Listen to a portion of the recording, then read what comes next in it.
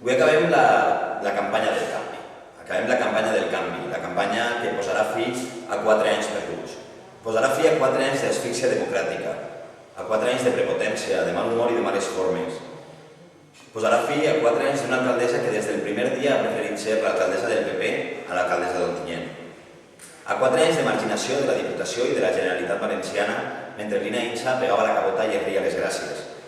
Posarem fi a 4 anys perduts per obrir la porta a una nova etapa. Una nova etapa en la que la gent siga una prioritat, en la que es quede ya en el passat el ordeno y mando, en la que es quede en el passat el si no estás conmigo, estás contra mí. Una etapa en la que el que volem és, des del consens, comptant amb els empresaris, comptant amb els sindicats, comptant amb la ciutadania i amb la resta de forces democràtiques, volem començar ja d'una a buscar solucions i deixar de buscar culpables. Al llarg d'aquests 15 dies, els socialistes hem pogut recórrer totes les places i parcs de la ciutat, tots els carrers d'Ontinyent, i hem tingut l'oportunitat de parlar amb milers i milers de ciutadans que s'han traslladat els seus anhels, les seues ànsies de canvi. Moltes són les vegades que al llarg d'aquests 15 dies ens han preguntat per què Lina Insa no ha volgut fer res per lluitar contra la crisi. La pregunta que han de fer-se ciutadans i ciutadanes és què ha fet l'Ajuntament d'Ontinyent al llarg d'aquests 4 anys per millorar la seva vida. Perquè cal un nou govern. Cal un govern dinàmic, un govern amb empenta, un govern que des del consens sigui capaç d'abordar el principal problema que ciutadans i ciutadanes d'Ontinyent tenen en aquests moments, la falta de treball, la crisi econòmica. I per això precisament els socialistes hem volgut que la columna vertebral del nostre programa electoral i, per tant, la columna vertebral de la nostra acció de govern a partir del dia 22 siga l'economia. Per això, nosaltres no hem volgut presentar davant de ciutadans 4 idees peregrines sobre economia. El que hem volgut és presentar tot un estudi, tota una radiografia de la situació actual a partir de la qual establir quines són els eixos pels que hem de transitar per aconseguir treball en Ontinyent, per aconseguir futur en Ontinyent. En aquest sentit ens hem basat en 3 lletres.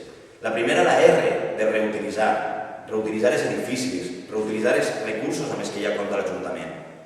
En segon lloc, la E, d'estalviar.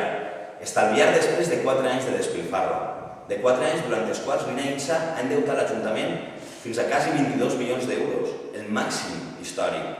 Però, a més, ho ha fet demanant més préstecs que s'havien demanat en la resta de història democràtica, endeutant més l'Ajuntament en sols 6 anys de govern de Lina Insa que en 25 anys d'altres governs. I finalment la P de la promoció econòmica, d'una nova promoció econòmica que haurà de partir necessàriament d'una idea molt clara, d'un nou govern i una nova administració. Per ficar en marxa les nostres propostes necessitem una administració que siga àgil, una administració en la que la burocràcia no faci que els emprenedors perdin ni un sol minut en generar llocs de feina. Una burocràcia que ha de treballar en base a uns objectius, que ha de complir amb una sèrie d'objectius i de temps que seran públics perquè així apareixeran a la carta de compromisos de l'Ajuntament amb la ciutadania. Si aconseguim comptar amb una nova burocràcia, amb una nova administració més àgil, ficarem en marxa un pla de xoc 2011-2013 que de veres creï llocs de feina i que de veres trasllade a la ciutadania que per als polítics ontinyentins la prioritat són ells, no com ha sigut fins ara. En aquest pla de xoc contemplem 10 idees senzilles però que poden ser essencials per a Ontinyent. En primer lloc, és imprescindible tindre un pla d'austeritat municipal i d'estalvi energètic. Si continuem gastant com s'ha gastat durant la legislatura de Lina Insa, no podrem fer front a les necessitats reals dels ciutadans.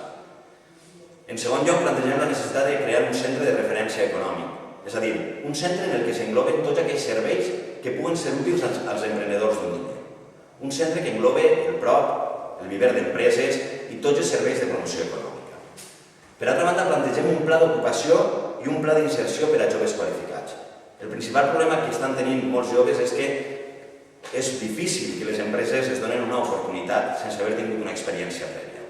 Per això volem que els joves d'Ontinyent tinguin la seva primera experiència als departaments de l'Ajuntament, perquè quan isquen al mercat puguen dir que ja han tingut una experiència laboral. Al mateix temps plantegem també un plan de millora de l'entorn forestal. Hem patit un brutal incendi i, com sempre, la Generalitat Valenciana ens ha abandonat a la nostra sort. Per tant, haurem de ser els ontinyentins i ontinyentines els que iscam d'aquesta situació. I ho farem a través d'un pla de reforestació en el qual no sols millorarem el patrimoni natural, sinó que a més generarem molts llocs de feina. També comptem amb un pla d'ajuda a la vivenda, així com un pla de rehabilitació d'edificis de propietat municipal. Cada any ens estem gastant 30 milions de pessetes en alquilers, 30 milions de pessetes que podríem destinar a aquells que més ho necessiten. I ho farem a través d'un pla de rehabilitació. D'esta forma, per una banda, anem a treballar sobre el nostre patrimoni, no deixant que les cases de l'Ajuntament se mos caiguin. Per altra banda, anem a generar llocs de feina a través de la rehabilitació. Però en tercer lloc, reubicarem serveis que ara mateix estan ubicats en plantes baixes per les que paguem un alquiler i així reduirem costos i diners a l'Ajuntament. Plantegem també un pla de conciliació laboral i familiar que pretén, per una banda, ajudar els pares i les mares, per altra banda, generar llocs de feina, però que també pretén traslladar al carrer activitats, festes, setmanes culturals que dinamitzen el comerç i que donen vida a la ciutat.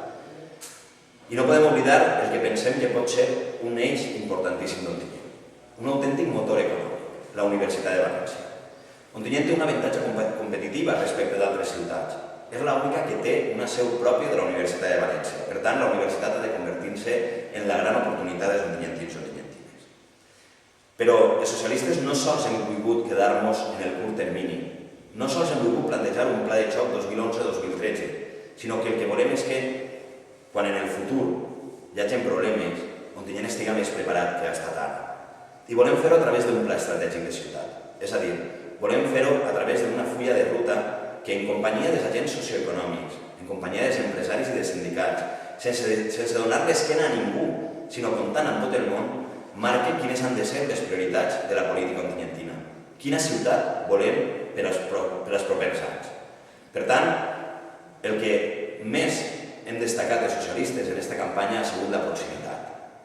Hem parlat un dia abans amb moltíssima gent que ens ha dit que cal un canvi en Ontinyent, que és imprescindible que el dia 22 s'obrin les finestres de l'Ajuntament, que s'obrin les portes perquè tot allò es ventile i sobretot que és imprescindible un govern que compti amb els ciutadans i ciutadanes, un govern que serà un govern socialista i que deixarà de donar l'esquena a la gent per de veres ficar l'accent en les persones que és a les persones a les que hem de servir. Un govern en el que de veres l'únic important siga Ontinyent i la seva ciutadania. Si voleu alguna cosa...